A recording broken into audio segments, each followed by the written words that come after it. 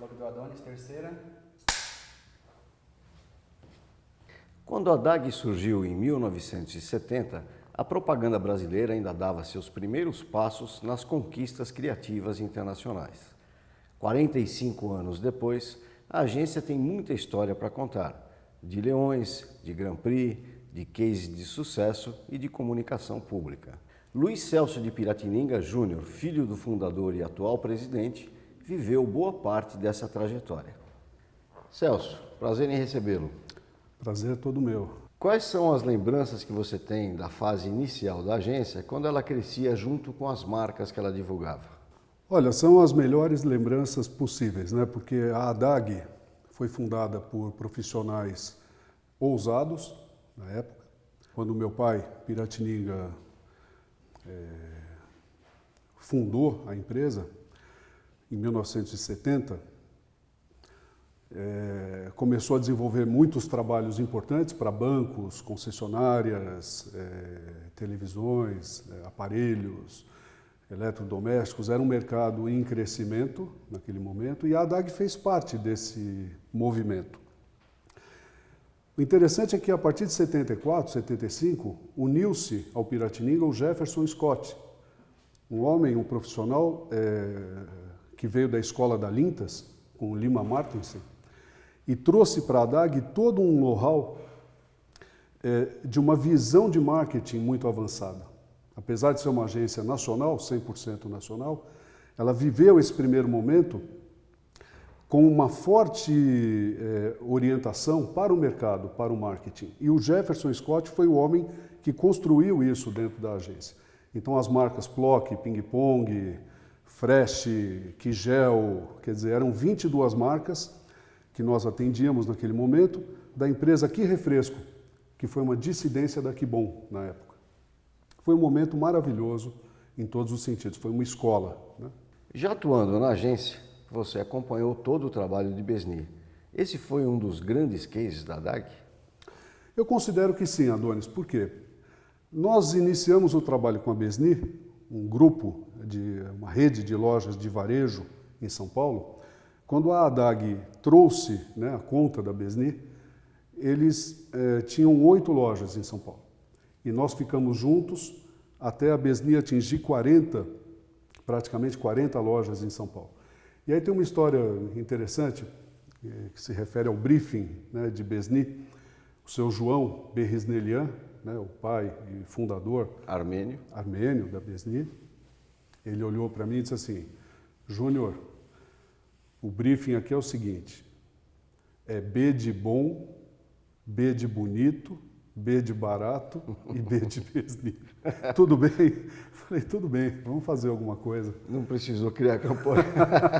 Estava criada a campanha. Nos anos 80, a DAG começou a atuar no marketing político. Como é que foi a entrada da agência nesse setor? Esse foi um outro momento precioso para a história da agência, acompanhando um momento precioso do próprio país, né? Porque até aquele momento não existia o que hoje nós conhecemos como marketing político, tá certo? Um conceito, inclusive, que precisa estar em questão, precisa ser questionado, né? Hoje em dia, principalmente, a gente vê, né, o que tem de bom e o que tem de ruim nessa técnica, vamos chamar assim, mas naquele momento tratava-se apenas de um grupo de pessoas, né, que prezavam a democracia, entre elas o meu pai, né, o Piratininga, que se uniu a um grupo chamado pelo governador, à época senador Franco Montoro, em 82, e esse grupo construiu, ajudou o governador Franco Montoro a estabelecer uma comunicação mais bem orientada, né, para os propósitos democráticos daquele momento. O governador Franco Montoro foi eleito em 82, e em 83, acho que é um registro da história, vamos dizer assim, da política na área de comunicação, o fato de que o governador Montoro democratizou a própria comunicação. Se eu não me engano, aquela época, onde a comunicação pública era regida por 4 ou 5 agências, o governador Montoro introduziu mais de 20 empresas nacionais de porte médio, né, muito competentes à época, várias delas ainda hoje existentes, e o governador Montoro, então, descentralizou a área de comunicação pública. Então foi um momento realmente muito precioso para nós. E foi o momento do Diretas Já. Do Direta Já, logo na sequência, em 84, o movimento pelas Diretas Já, né? Que se não resultou naquele momento as diretas em si, mas levou, vamos dizer, o movimento social daquela época ao restabelecimento da democracia no país. A essa época é importante registrar também na agência a presença de 2 jornalistas importantes, o Eurico Andrade, já falecido, pernambucano, que criou o lema para o Arraiz, para o Marcos Freire, né? Sem medo, sem ódio, mas sem medo, no registro do marketing político, isso é importante. E o Carlos Marque, que recentemente lançou o livro sobre o Castelinho, tá certo? Que atuava em Brasília pela ADAG. Foram 2 figuras centrais na construção, vamos dizer, desse trabalho político, né? Mas a política acabou pregando uma peça na agência, quando vocês fizeram o primeiro e o último trabalho da Associação dos Joalheiros. Conta um pouco esse caso. Bom, vocês vão ter a oportunidade de assistir o comercial, mas foi muito, quer dizer, os significados que nós não podemos prever, né, ao construir um discurso e uma narrativa. Então, naquele momento, a agência, a Associação dos Joalheiros do Estado de São Paulo, a AGESP, lançou a sua primeira campanha institucional para falar sobre a importância da joia, né, o que ela significa. De presentear com joias. Isso, entre outras funções, presentear. E nós trouxemos a Beatriz Segal, o André Bukovinski dirigiu um filme, e a situação então era a seguinte: o lançamento foi no dia 16 de março de 1990. Já programado? Já programado, previamente autorizado, o comercial. E a cena era assim: o Jornal Nacional, com a Zélia, explicando que todo brasileiro, a partir daquele dia, teria 50 mil cruzeiros, né? E tão somente 50 mil cruzeiros para os próximos 18 meses. E no break entrava a Beatriz Segal dizendo assim: há quanto tempo você não dá uma joia para quem você ama? Justamente quando todo o dinheiro estava bloqueado. Exatamente. Então, criou ali um significado totalmente inesperado. A partir daí, a DAG acabou se especializando em comunicação pública. Quais foram os grandes trabalhos nessa área? Olha, eu costumo dizer o seguinte: a nossa visão de comunicação pública, né, com a comunicação de utilidade pública, né, na perspectiva de uma relevância social, é muito interessante, porque isso não é uma segmentação, né? Trata-se de uma perspectiva. E é um trabalho que existe tanto para o setor privado quanto para o setor público, né? Dentro do setor público, nós temos campanhas muito importantes, eu reputo dessa forma, como, por exemplo, o lançamento da marca Poupa Tempo, em São Paulo, né? A criação do nome e o estabelecimento da comunicação. Algumas campanhas muito importantes que nós fizemos para o ministro Paulo Renato, à época do governo Fernando Henrique, no segundo mandato. Então, nós lançamos o Dia Nacional da Família na Escola, com a Fernanda Montenegro, um filme emocionante, com grande repercussão.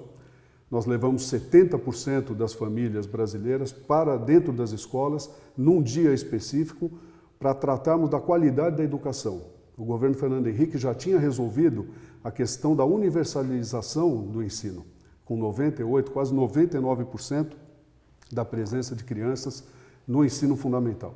Tratava-se ali, portanto, de qualificar esse ensino. E para isso, como dizia o Paulo Renato, baseado num provérbio africano, né, dizendo assim: é preciso toda uma comunidade para se educar uma criança. E com base nesse briefing, outro briefing bastante sucinto, né, nós criamos essa campanha.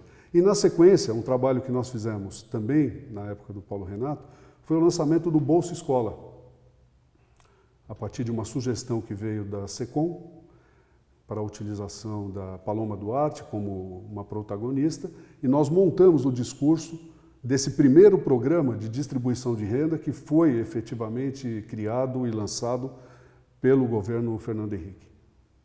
Entre outras tantas campanhas que eu poderia... Celso, você citou o poupa-tempo e esse termo foi criado dentro da DAG, não foi? Foi, por uma estagiária. Isso é interessante, né? Era um brainstorm? Era um brainstorm e a criação, né? Tem muita gente ali que se reúne naquele momento e uma curiosidade, uma das estagiárias começou a escrever nomes. Quem dirigiu esse trabalho foi o Carlos Figueiredo, um nome importante também na nossa história, um intelectual, secretário de Estado e que naquele momento estava conosco. O Carlos organizou a campanha do poupa-tempo junto com o Pira e o nome poupa-tempo surgiu a partir de uma sugestão, foi uma sugestão de uma estagiária nossa. Depois que ela assistir esse videoblog, ela vai buscar os seus direitos de royalties. Tem todo o direito. Agora, em várias campanhas foram utilizadas personalidades como Beatriz Segal, Fernanda Montenegro, Christian Fittipaldi, Plínio Marcos e, mais recentemente, a participação ilustre num comercial para o Museu do Futebol. O São Paulino Celso também é fã de Pelé? Pelé Futebol Clube, né? Esse é o time do Brasil, né? A primeira vez que você se comunicou com o mundo, lembra? Foi com chute. A sugestão do Pelé é bacana dizer isso. Esse é um filme muito criativo, muito interessante. Governo de São Paulo. Ele diz assim, a primeira vez que a gente se comunicou com o mundo foi através de um chute, né? Que é o chute do bebê na barriga da mãe. E a partir dessa ideia, comercial criado pelo Hélio Silva, um excelente redator, um profissional maravilhoso, nós criamos, o comercial já estava pronto, quando o Ruriá do Prá, ao olhar para o material e sugerir a trilha, ele disse, Celso, caberia aqui a voz do Pelé? Então é uma contribuição, né, da área de produção. Eu falei, Ruriá, se couber no bolso, cabe no filme. Então, você vai que é tua, pode chutar, se você conseguir trazer o Pelé. E o Ruriá tem uma excelente relação com o Pelé e aconteceu desse jeito. Então, o Pelé locutou o filme Do museu. do lançamento do museu. Uma das últimas campanhas da DAG trata de um tema muito importante, que é a segurança no trânsito. E para essa campanha vocês convidaram o Rodrigo Faro, hoje um dos maiores comunicadores da propaganda. Qual a repercussão desse trabalho? Olha, é a melhor possível, né? Primeiro, pelo tema absolutamente necessário, né?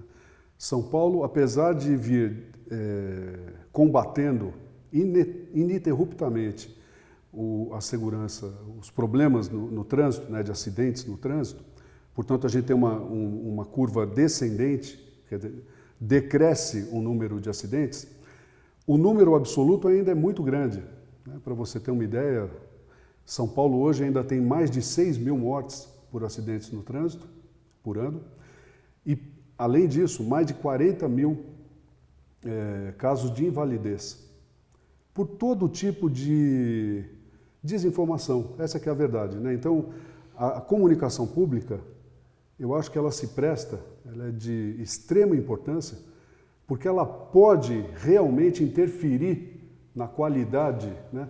A boa comunicação pública, ela vale uma carteira escolar, ela vale um leito hospitalar e ela vale também para ensinar as pessoas diversas atitudes e tipos de comportamento que podem reverter problemas como esse no trânsito. Então essa não é uma campanha só nossa, pela Artesp, que é o cliente, né, nosso, mas ela é uma campanha, ela é um eixo dentro do governo, tá certo?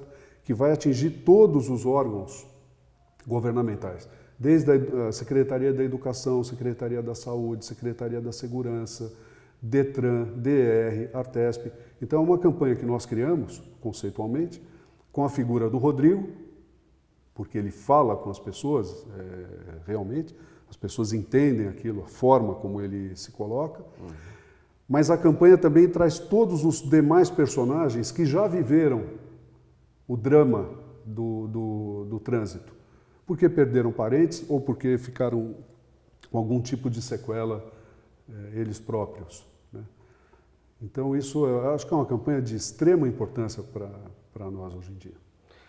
Bom, Celso Piratininga, desejando sucesso nos próximos 45 anos da ADAG. Muito obrigado pela sua participação. Eu que agradeço, Adonis. E no próximo videoblog, mais personalidade da propaganda brasileira. Até lá!